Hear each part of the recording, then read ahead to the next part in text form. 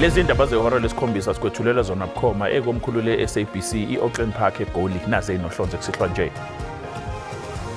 Ngicabanga ukuthi siphathene kahle nabo, ngicabanga ukuthi kusebenzeke kahle, ngicabanga ukuthi imphumela yakhona iyosiza.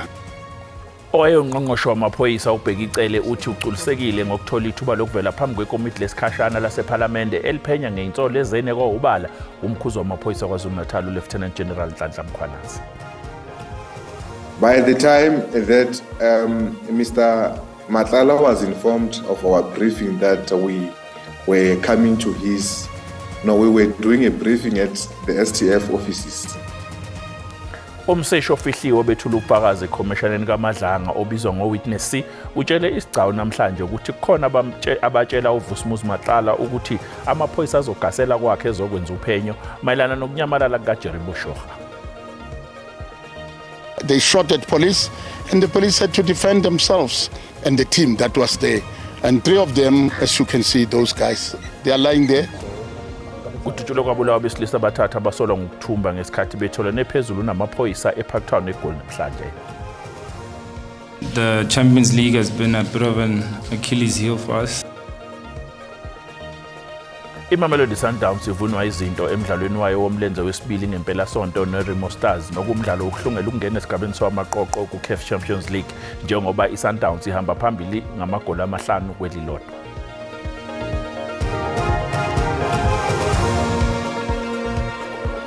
Nabe khabeli milelodwa ngasenhlungwana amanye amakhabe emilixexele kuthembekeka mfazi waliwayo thembekeka wenyusa intambanana nanyenyembezi siyakhuleka nenabendlo lamithi amakhosi libumbene lomkhothi ihora angihlale kuzona ithondo nazi indaba.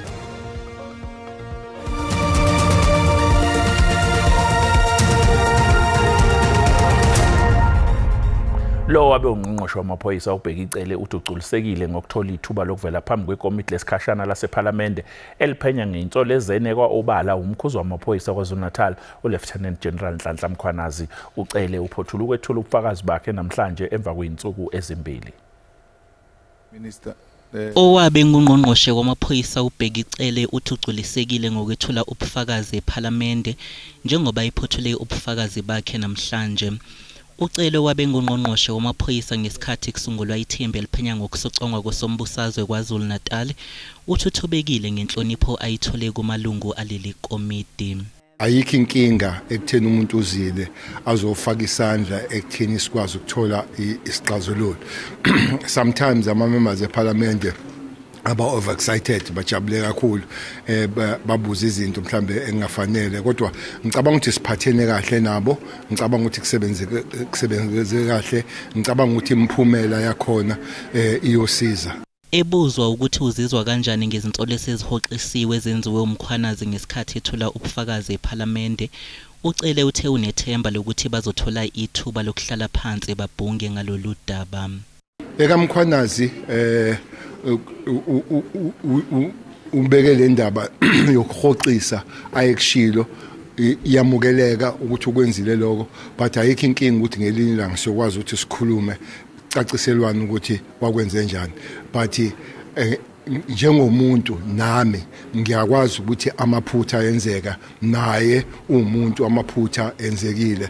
Okubaluleke kakhulu uma umuntu ukuthi mawubona ukuthi iphuthu lenzile ukwazi ukuxolisa kuqhubeke nempilo. Ikomiti lizoqala umsebenzi walo ngolwesibili olizayo kanti amaphini amabili ongqongqoshe bamaphoyisa kanye nongqongqoshe wamaphoyisa uSolwazi Feroz Kachalia bangamalungu ePhalamende okulindeleke ukuthi alandele kulesigcawu.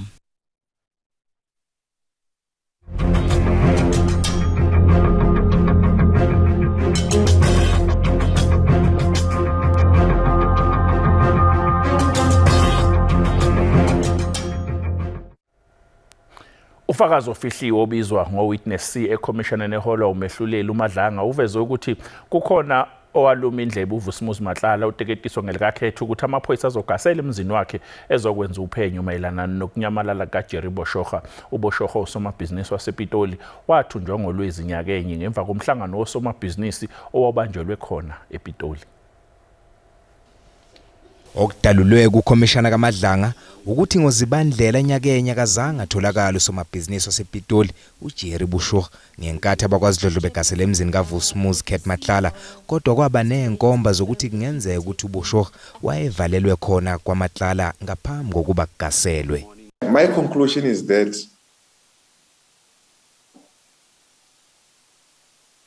by the time that Mr. Matlala was informed of our briefing that we were coming to his, we were doing a briefing at the STF offices. That gave him ample time to move Mr. Bushura, as we were of a full belief that Mr. Bushura was there. Witness C ubalulene ukuthi uMatlala wabe sekhipha amagama ekhulu emaphoyiseni asondelene nazo. He named, number 1, the Deputy National Commissioner, General Sibia, and he also gave his contact details. Kusenjalo, lona wethula ubufakazi uphinde wachaza ngezinye zeyiwombe athi zenzeka ngemumva kokuboshwa kukaKatiso Mlifi. Udalule ukuthi iphoyisa uBrigadier Nkwasho kusola ukuthi wahambisela uMlifi ukudla ejele. I would say that this brings a lot of doubt into our system, into our SAPS system. Ikomishana izoqhubeka ngomsombuluko.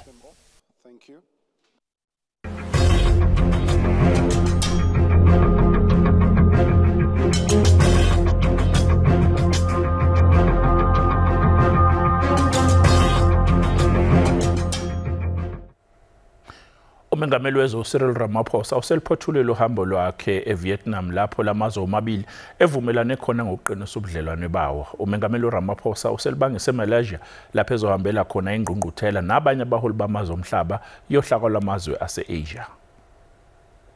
Ezinye zezihloko okubhungwe ngazo phakathi kwamazwe omabili ubudlelwano bezohwebo, ezolimo, ezokuvikela kanye nezobuchwepheshe.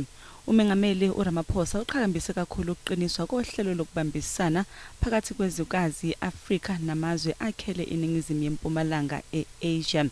Today we take a decisive step towards the commencement of a process to elevate our bilateral relationship to a strategic partnership. This reflects our shared commitment to deepening cooperation across a range of sectors. Uqiniswa kobudlelwano phakathi kwalamazwe kufike ngesikhathi lapho omabili eqopha khona umlando njengoba iVietnam igubha iminyaka engama-80 yazuza inkululeko, kanti iningizimu Afrika izoba yizwe lokuqala e-Afrika ukusingatha ingqungquthela ye-G20. This visit forms part of a broader effort to strengthen South Africa's engagement with Southeast Asia, a region of growing strategic importance for us as South Africa. Umengameli Ramaphosa selibangise eMalaysia lapho ezokwathemela khona ingqungquthela yezinhlaka zamazwe akhele i-Asia. Kudutshulwe kwabulawa besilisa abathathu abasolwa ngokuthumba ngesikhathi betholana phezulu namaphoyisa eParktown eGoli. Unfortunately, they shot at police, and the police had to defend themselves and the team that was there. And 3 of them, as you can see, those guys, they are lying there. And what I can allude is that one of them, it's linked to a cash-in transit heist that happened on the 6th of April, 2003 in Sebokeng, where 9 suspects were fatally wounded and 2 were arrested. And through those 2 were arrested, that's what led us to know who is the other suspect who managed to escape. And further than that, during June this year, a Chinese national was kidnapped in Landlaagte police precinct. Now, they are linked to that case of that kidnapping. And last week, on the 14th at Randbeck, an South African Indian male, they tried to kidnap, but that person managed to drive through collided deliberately with one of their vehicles because they were using more than one vehicle. And when he when he collided with them, he moved away, and managed to escape. Umengameli wenhlangano yebhola lombhoxo la eNingizimu Afrika uMark Alexander ukhiphe isexwayiso sokuthi abadlali bombhoxo ezikoleni abazenza amabhokolo akufanele babekezelelwe. uAlexander ubephawula emva kokusabalala komfanekiso oqoshiwe lapha abafundi baseMelanathi neKapa esifundazweni Western Cape bebonakale khona behlasela ngesihluku omunye umfundi. ISARU igxeke isenzo sokuhlaselwa komfundi esikoleni samabanga aphezulu iMilnerton. ISARU iziqhelelanise nalesi senzo sakamuva kunesikhalo esikhulu ngokuthi izenzo zalolu hlobo ziyafihlwa ukuze kuvikelwe abadlali abasakhula bebhola lombhoxo. It is unfortunate and unfair that a schoolyard incident has been linked to our sport.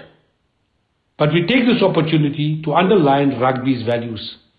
Our sport teaches the respect, discipline, humility, and empathy. Abafundi abayisithupha kwabayisishiyagalombili okungabasolwa esigamekweni sokuhlasela badedelwe ngebheyili yezinkulungwane ezimbili zamarandi kanti basazophinde babhekane nokuqondiswa kwezigwegwe ngaphakathi esikoleni. I feel like the people, the students, funeka bathethe if bayikhondenzeka so that isikolo sokwazi bathathe ibekhondenzeka. Andithandi lanto yenzeka phaya nakula bullying yesikolo and ke ngoku andiyazi ukuthi singayisolve njani thina singabazali.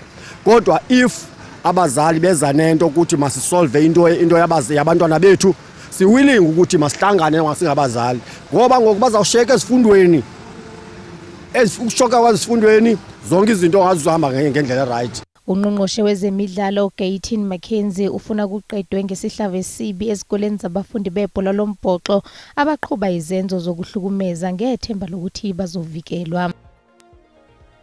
Mbukele sasiqhubeka itolo kanti mabisibuya sizokuphathela udaba oluthi. Bangithi nami ngiyazama ukugoloza njengendoda hayi bangihlaba njengempama eyodwa ngabona namta cha kuyasetshezwa ke manje.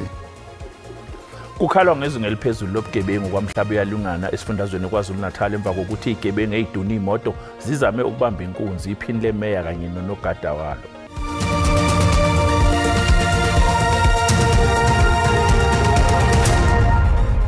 Asikubingelele mbukeli sikwamukele uma busanda kungena udabeni oluphambili besibike ukuthi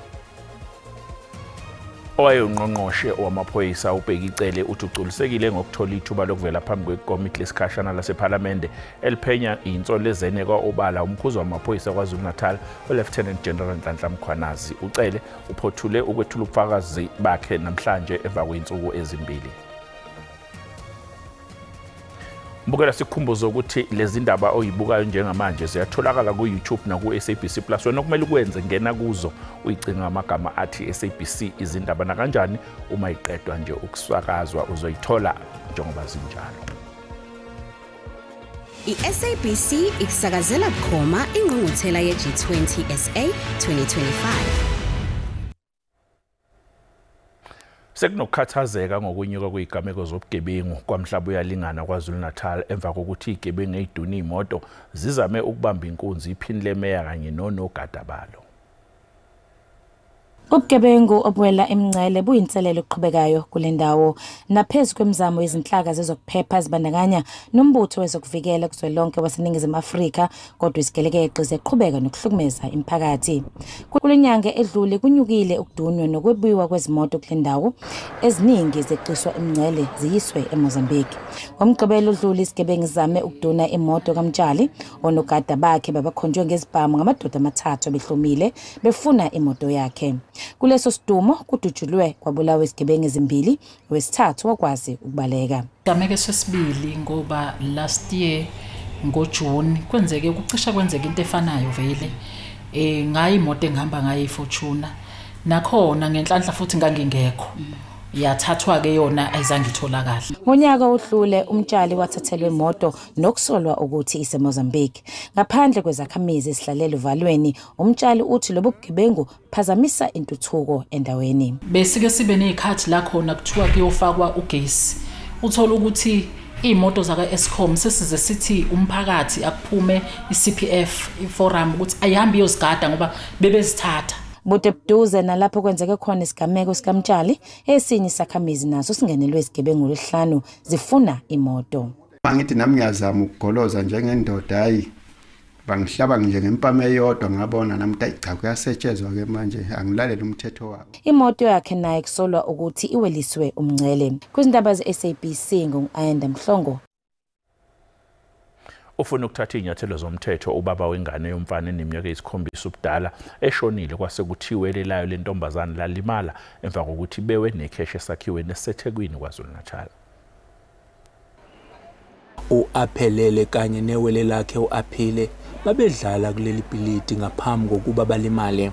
uDlamini onguchwepheshe kwe-IT uthi ikheshi belingasebenzi isikhathi eside nathi kusukela bahlala kule ndawo ezinyangeni ezintathu ezedlule belivele lingasebenzi. Uthi ukhumbula kahle kungqongqozwa eminyango ngeledlule. Mina nokho eminyango uma ngivula thola ukuthi abangani babo bathi malume abangani bethu sebewile. So ngiqale ngingajoki ngibuza ukuthi ngichaza ukuthini bawephi bathi bawele emgodini bese kungithuseke ngoba ngawo awukho phela umgodi eflatini. So ngithi no wozani ngizongibonisa ngiphume ngigijima ngitshele unkosikazi wami ngithi kuthiwa ingane eziwile ngisaphuthuma ngobheka. uDlamini uthi ufuna ukwazi ukuthi umnyango wekheshe belingasebenzi uvuleke kanjani ngelanga lengozi. uDlamini uthi iziphathimandla zaleli bhilidi zihlanzile indawo okwenzeka kuyo ingozi kwafakwa namabhodi anezexwayiso ngemuva kwengozi ngaphambi kokufika kwamaphoyisa. Uthi wanikwa isikhwama esinokudla kanye noTeddy Bear nathi wanqaba ukwamkela lokhu. Nathi umndeni wakhe unqatsheliwe ukuthi uthole iCCTV footage ngesigameko. Police in Durban Central have registered an inquest docket for investigation following an incident in which a 7-year-old boy, when he allegedly fell into an elevator shaft at a block of flats on Dr. Pixley Street on 18 October 2025. The victim was taken to hospital where he died on arrival. Londe Khatebe, SABC News, eThekwini. Umsolwa wokuqala ecaleni lokubulawa kaSenzo Meyiwa uMuzi Sibiya uphikile ukuthi wavuma ukuthi uyathinteke kubulaweni kaMeyiwa ngonyaka we-2014. Umbuso ufunde istatimende asibhala uSibiya mhla zingamashumi-30 kuNdasa wangonyaka we-2020 nikuyestatimende esathathwa uKenneth Mhlanganyelwa Mbotho estation samaphoyisa eDiepkloof. For us, Umshushisi uAdvocate George Baloyi efunda istatimende esenziwa umsolwa wokuqala uMuzi Sibiya ufunde wathi uMakho wabatshela ukuthi uKelly Khumalo ufuna imali kuSenzo kodwa akazange amtshele umkhulu ongumelaphi wendabuko. Umelaphi ke wathi bazophumelela wabanika umuthi kanye nebhanda bazolifaka ukuze baphumelele ukubulala umufi. Kwathi lizobavikela base bekhokhela ke umelaphi wendabuko imali ngama-50 amarandi. Namanje ngisashangazi lutho ngayo yonke lento le. Ugini into ongazi ngalento le. Benayo uMbotho. Iqhubeka ke nokufunda istatimende sithi babehamba beya kwenye indawo uMakho wathola ucingo wathi basendleleni bayeza. uMakho akusiyi umngane wami Makhimba akusiyi umngane wami akaze ngize ngibone kudutshula umuntu phambi kwami. Angazi lutho ngezinto ezazenzeka lapha ya. Uhulumeni wasesifundazweni Eastern Cape wethule inhlelo zezokuphepha zamaholide kaZibandlela eGqeberha namhlanje. Zonke inkqubo zime ngendlela nanjengoko amagoso enyanzeliswa umthetho eMpuma Koloni elungiselela ixesha zeholide zohlobo. Eli xesha lisoloko lizisa amathuba kubaphuli mthetho nabanye babandakanya kulwaphulo mthetho lokuphanga, ukuqhuba phantsi kwempembelelo zotywala nobudlobongela busikelwa kwisini. Amapolisa athi aza kusebenzisana namagosa agcina ucwangco kuhlaleni, iinkampani zokhuseleko labucala kwakunye namagosa ezendlela ukuqinisekisa ukusetyenziswana ngendlela kwiphondo lePhela. Lona ke ngumsitho owenzeka minyaka le ukubonakalisa kubahlali ukuba singamapolisa sikhona kwaye kulungele ukuthi silulwe ulwaphulo mthetho. Nanjengoko bekukho izehlo zohlaselo kutsha nje eNelson Mandela Bay, uceba wakuwathu ugxininise ukuba amagosa ayadingeka ukuze kubuyiselwe ithemba kwezokhuseleko kwakunye nokhuseleko lwabafundi, abahlali kunye nabakhenkethi. The portfolio that I sit, I put a recent motion in to ask the city to put budget aside to increase our metro police so that the bylaws can be affected. Lo masipala uzimisele ukuqinisa umthetho ngexesha leholide zehlobo. Sifuna ke ukuthi makungenzeki into yoba abantwana xa begqibela ubhala benze imibhiyozo engalawulekanga besebenzisa utywala ngendlela engalunganga. Abasemagunyeni babongoza abahlali ukuba basebenzisane nabezomthetho kwaye bathathele ingqalelo kukhuseleko lwabo. Kwiindaba ze-SABC, ndinguntombozuko Bhalindula eGqeberha.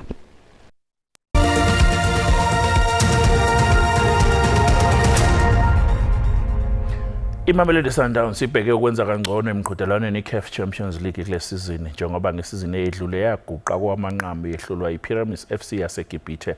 AmaSundawana ilungiselela umdlalo omlenze wesibili neRemo Stars yaseNigeria. iSundowns ubheka ukulungisa engenzeka kahle ngesizini edlule emqhudelwaneni weCAF Champions League. Leli qembu laguqiswa iPyramids FC yaseGibhithe emidlalweni wamanqamu. Kodwa umdlalo wasemuva uGrant Kekane uthi bafunda liningi emva kwalokho okwenzeka ngesizini edlule. The Champions League has been a bit of an Achilles heel for us, considering that usually we do so well to get to a particular stage, and then when we're supposed to, take it to the max, we sort of fall short. But I don't think we're discouraged. I think it's just building even more character within the group. Leli qembu laguqisa iRemo Stars yaseNigeria ngamagoli amahlanu kwelilodwa ngempela sonto edlule. Kanti kulokhu umqeqeshi waleli qembu Mikel Cardoso uthi ulindele umdlalo onzima. I remember that for 50 matches that team had not lost on that pitch. So our challenge was exactly that. We put it ourselves the challenge to try to win the match over there, trying to state ourselves not only on the qualifying round but mostly internationally as an achievement. And there was a record to be broken there, so we did it. But we expect a very, very tough match. Lo mdlalo uzoqala ngehora lesithathu ngesonto ntambama ePitoli kanizosakazwa bukhoma ku-SABC 1. Mbokela imhlahlo yesimo sezulu yalandela emva kwekhefu.